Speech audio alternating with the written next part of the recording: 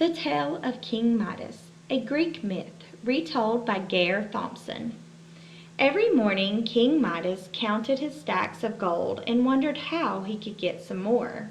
He rarely spent any, yet never seemed to have enough. Midas was fonder of gold than anything else, except for his sweet daughter, Marigold. One day Midas went for a walk in his garden. Tall sunflowers danced delightfully in the breeze.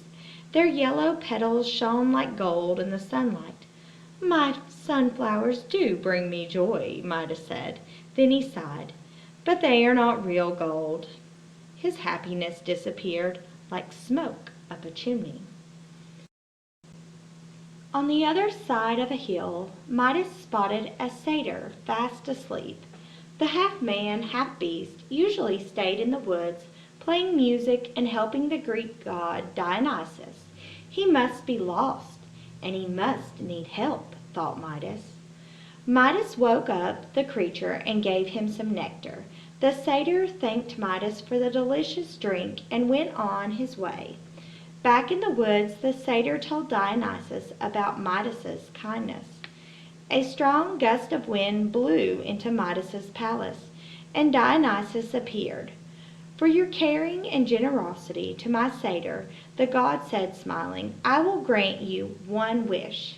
His voice was soft and melodious, like a flute. Midas knew what he wanted, but didn't think about what he blurted out. "I wish everything I touched would turn to gold. Then I would be the richest person in the world," he mused. The god sighed and said, "If that is indeed your wish, then everything you touch will turn to gold." Dionysus's voice echoed as he slowly disappeared. An excited King Midas ran up to his castle, eager to try out his new power. When he touched the handle of the front door, it and the whole door turned to gold. "Wahoo!" exclaimed Midas. "I believe that I will soon be the richest person in the world." When Midas sat down for supper, his chair and table turned to gold. Midas clapped giddily and went to grab his supper.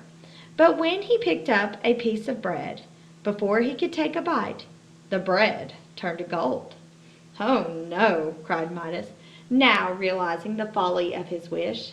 "If everything I touch turns to gold, I will starve." His daughter Marigold heard his cries and ran to comfort him. "No!" screamed Midas, but it was too late. Marigold hugged her father and instantly turned into a golden statue. The greedy king's joy went out like a light. "Dionysus, please help me," pleaded a weeping Midas. "I made a terrible mistake."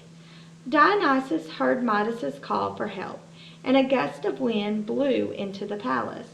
"What is wrong?" the gold asked. "This wish is a curse," moaned Midas. "I was a fool to ask for this power." Dionysus knowingly nodded his head. "Go to the river and wash your hands. Once you do, the power will be gone," explained the god. Midas did as Dionysus instructed and washed his hands in the river. As the water rushed over his hands, Midas thought, "I hope this works. I cannot bear to live without my daughter." When he returned home, everything was back to the way it had been before. His chair and table had turned back to wood. His food smelled appetizing again. Most importantly, Marigold was no longer a golden statue. She ran outside to greet her father. "Gold could never make me happier than you do," Midas said to Marigold, and then he declared the day a holiday, opening his golden palace for everyone in the kingdom to celebrate.